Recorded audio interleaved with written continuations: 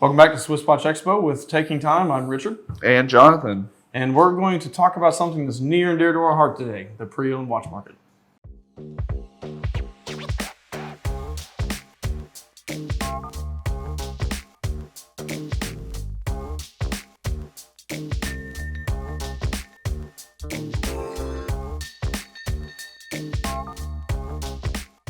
As mentioned before, we're going to talk about the pre-owned watch market, us at SwissWatchExpo being one of the largest certified pre-owned dealers in North America.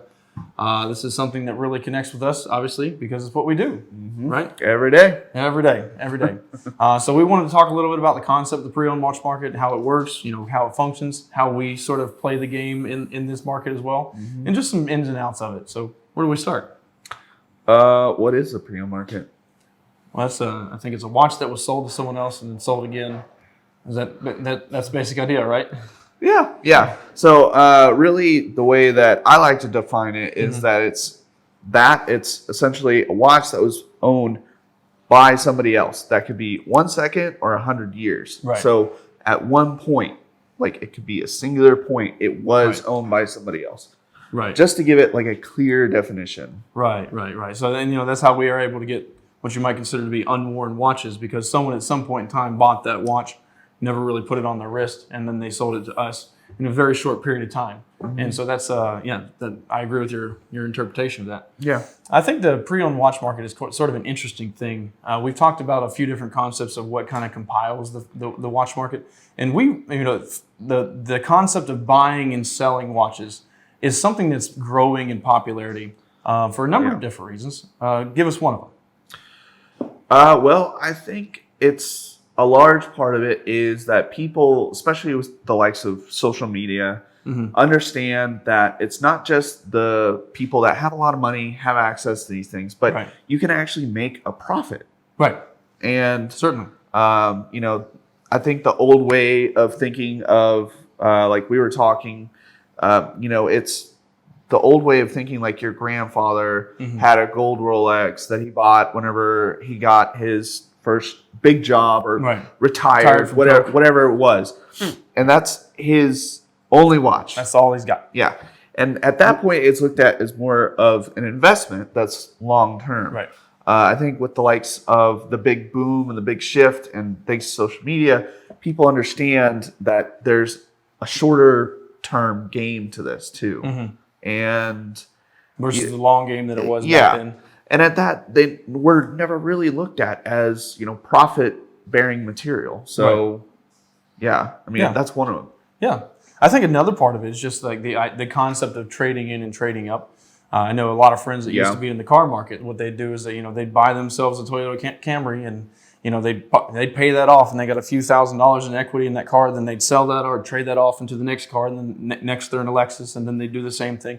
Well, conversely, that's what people kind of do in a lot of cases in the pre-owned markets, where they might have their grandfather's Rolex, and they're like, you know what, my grandfather wanted me to use this for my own good, so they trade it in for the next Datejust.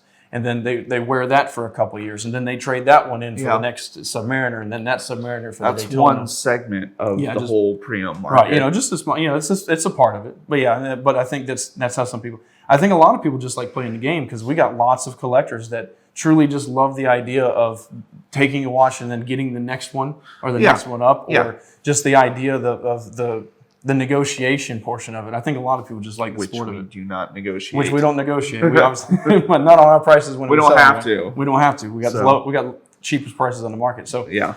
Speaking of that, how do we kind of differentiate ourselves within this market?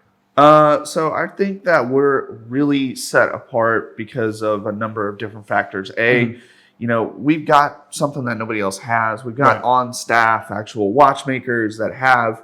Well, speaking of things that no one else has. Sorry, shameless plug. Sorry. Yeah. Well, anyways, we've got on-staff watchmakers that are phenomenal at what they do, and not a lot of dealers, especially in the pre-owned world, have that. And we have a lot of legitimacy standing with that. We can authenticate all of our pieces, which dealing with this sort of world is sort of a, large elephant in the room that takes up 90% of the room. Right. So we have that going for us, which allows us to build relationships. Right. And especially dealing with stuff like this, that's a very big cornerstone to, Right. the whole thing. Especially you got to build that trust. Yeah, I think that's the biggest thing, and I think that's with the advent of social media, like you're always talking about, and having access to information and just people being better informed, and honestly, to some businesses' detriment, but for certainly our gain, the online reviews, the ability for customers to go on and tell you who you can trust and things like that. Mm-hmm. I mean, we got a 4.8 rating on Google with thousands of reviews. And that really just gives, like you were talking about, the legitimacy within the industry, that people know that they can come to us. Their friends have given them the referrals. We've established ourselves so deeply in the market that people just know they can come to us and they can trust that we're going to sell them a quality product. And commenting again on kind of what you're talking about with like the pricing and things like that, we're really competitive. And one of the ways we're able to be competitive is through those relationships that we've spent decades nurturing at this point. And on top of that, we turn over a ton of product. When we tell you guys we're selling 30 to 50 watches a day, that's not a joke. We really are. No. It's essentially like, I look at it as we're on Wall Street. We're selling watches. It's crazy out here. There's a reason we're set up kind of like a trading desk, because that's how it operates here. It's just very fast paced. But because we're selling so many watches, we get to buy so many watches, and because we can do that, we get the benefits of economies of scale. So having those nurtured relationships, very strong relationships, and the ability to buy multiple pieces simultaneously really gives us the ability to give you the lowest prices online.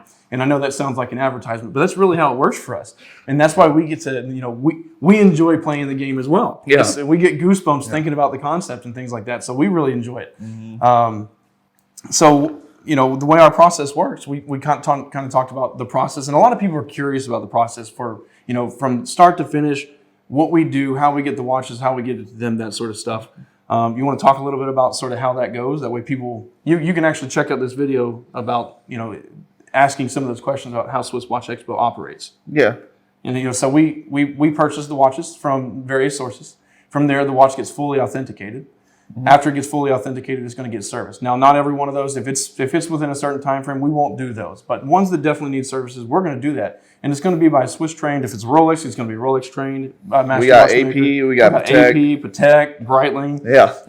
The pedigree of people we have in the back of this, in the back of our establishment is just outstanding. And so we're going to service the piece. We're going to make sure everything's running within manufacturer specifications. It's going to be water resistant up to recommendation. Yeah. So, anyways, we need to get back on to like the pre-owned. Oh, sorry. Yeah, but anyway, I was trying to. We're getting too much into my bad. You're right. Sales here. Right. All right. So let's talk about kind of the watches that we have in front of us. I wanted to cover these really quick because these are, I think, great physical, practical examples of the pre-owned market. Right. So, this piece came out in 2018. Right. Blew up. And it blew up. But what's crazy about it is that essentially at Bezel World in 2018, by the end of it, there was a 2-year wait list in 4 days. This created a 2-year wait list. All right. Right. This came out in 2020. And it's already above retail. Right. Or, I'm sorry, 2021. These came out in 2021. These are just the Oyster Perpetual. Rolex is like entry-level watch is above retail right now because of just the popularity of it. It's the likes of social media. Right. It's other people are buying it. It's the color. It's, Rolex. It's all of it. It's the marketing. All that. I think it's funny because a lot of people, when they call, they're like, why is this, why is the value on this so high? Why is it priced above retail? I like to think that the secondary market is really where value is truly established, simply because it's always about what the market will bear. I think the secondary market is truly where value is considered. In the primary market, a lot of people can buy these pieces, but the secondary market is where you really find out what people are willing to pay for each piece. And so we've seen that in Rolex, where it's continuously gone up and gone up and gone up. And of course, they are priced above retail. But again, I would argue to say that the price that it's going for in the secondary market is the true value of the watch. And so I think that's an interesting way of looking at it. But which a lot of people would care to argue with. But, moving on. So essentially, what I was talking about before, the watch is actually making profit and stuff like that. These are two short-term games that I was kind of hinting at. You'll get a return quick on these. Yes.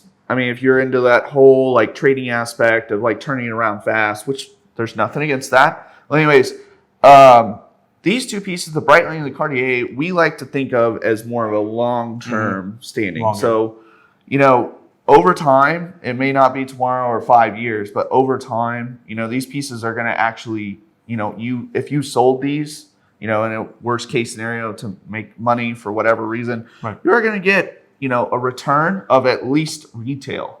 So at least history has shown that you can kind of expect that sort of thing, you know, especially, you know, like you were talking about, the Cartier is what I consider maybe to be one of the longer terms ever. Like, this watch has been around for so long. Mm-hmm. You talk about a timeless piece that has continued to kind of grow in popularity over and over and over again. Yeah. Like, this is just one of those things. It's a great example of how, even though these watches are what you'd consider to be newer renditions or newer versions of each piece that's been around for a while, you know, these are going to continue to be popular for many decades to come. Similarly to the ones that we've seen historically have grown in popularity over time. Mm-hmm. Yeah. Yeah. So I think that kind of covers a good bit of it, at least what we want to talk about. So I don't know, what's your favorite? We didn't talk a lot about them, but... Yeah, well, so I think I'm going to have to go with the G&T. I'm going to have to go with that one too. I mean, I like the coral red. Penny doesn't like the coral red. What kind of name is that? Coral red? Coral red. I mean, it's like an orange, like orangey red, but it's a gorgeous piece. I might go with that. I'd want it in the 41 millimeter version. It's just a gorgeous watch. But yeah, I'd go with that one. All right. Mm-hmm. Well, we're done here. Catch us next time on Taking Time. Like, subscribe, comment, all that stuff. Put Penny in the comments, and we'll catch you next time around. All right.